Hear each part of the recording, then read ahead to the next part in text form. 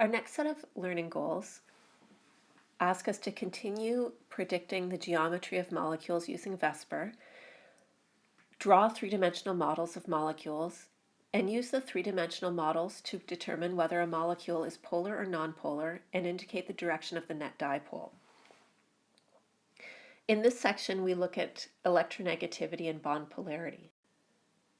When we look at electronegativity and bond polarity, we look at two types of covalent bonds. We can have nonpolar covalent bonds, which are covalent bonds where the electrons are shared equally between atoms, or we can look at polar covalent bonds, which are covalent bonds in which the electrons are not shared equally because one atom attracts them more strongly than the other atom.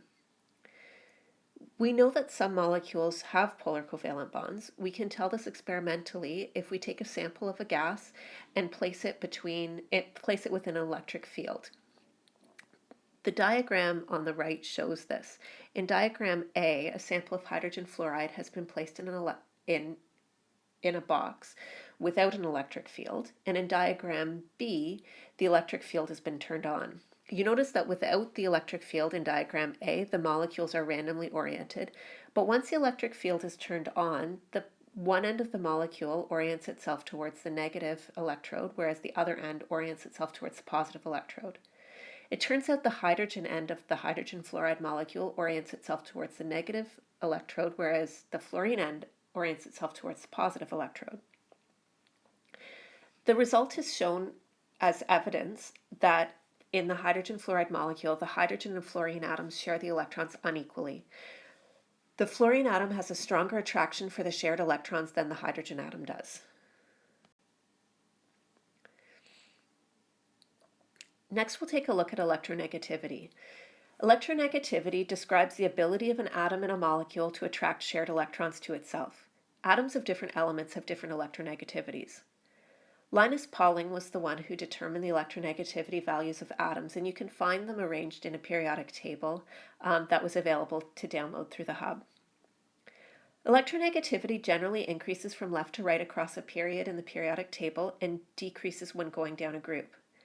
If you're wondering why, you'll remember from grade 11 that when you move from left to right, the number of protons increases, but the number of energy levels does not. More protons means there's a greater attraction for the shared pair of electrons, and they're approximately the same distance from the nucleus.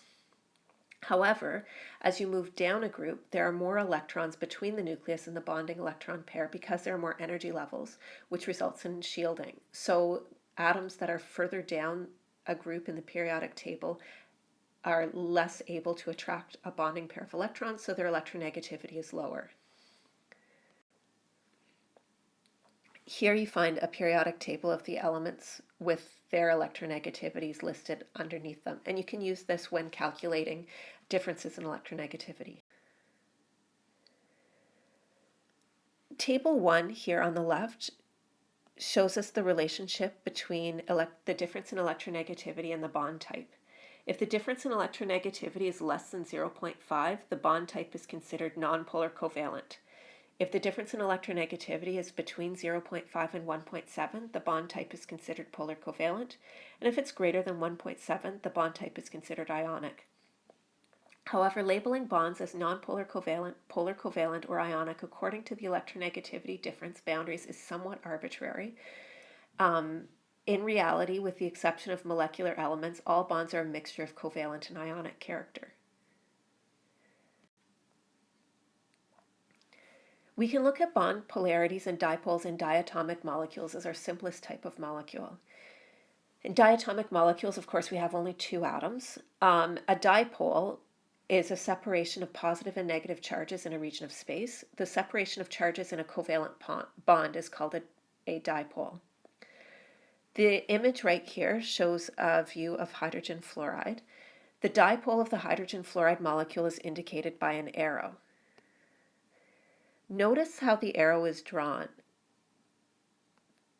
One end has a cross, or it looks kind of like a plus sign, and that is the end of the arrow that needs to go at the end of the molecule that has a partial positive charge. The tip of the arrow always points at the area of the molecule with the partial negative charge. there's really only a couple of types of questions you might be asked to do with this.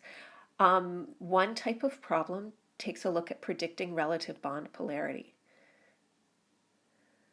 So if I want to predict relative bond polarity, I might be asked to, in this case, list these molecules in order of increasing predicted bond polarity. So we can look at two hydrogen atoms bonded together, oxygen bonded to hydrogen, chlorine bonded to hydrogen, sulfur and hydrogen, or fluorine and hydrogen. In order to predict the bond polarity, I need to calculate the difference in electronegativity. So let's start with fluorine hydrogen, our last example. And I want to calculate the difference in electronegativity, or delta En, for the fluorine hydrogen bond. And I wind up having to look up the two values in my periodic table.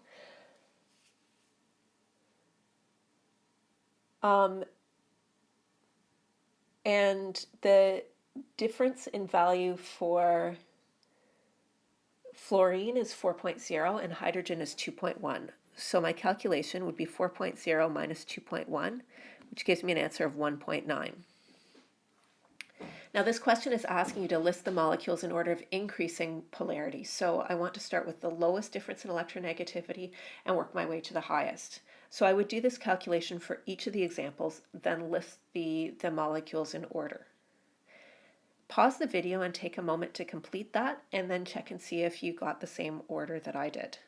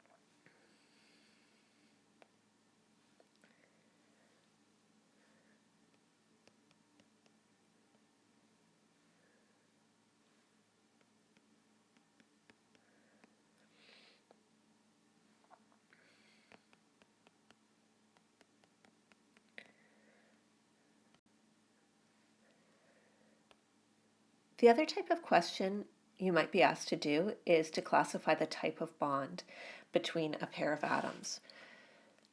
So in this example here, we would do the same step. We would calculate the difference in electronegativity and then label the bond type. So the difference in electronegativity between nitrogen and hydrogen is 3.0 minus 2.1. And remember, we can look those values up on our periodic table. So we get a difference of 0.9, which is a polar covalent bond.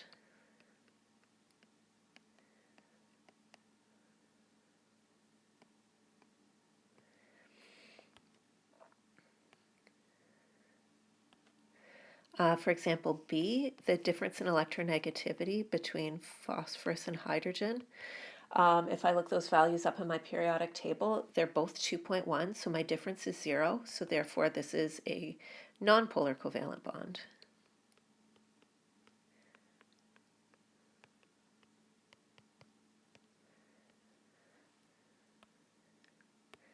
And finally, for example, C, potassium bromine, my difference in electronegativity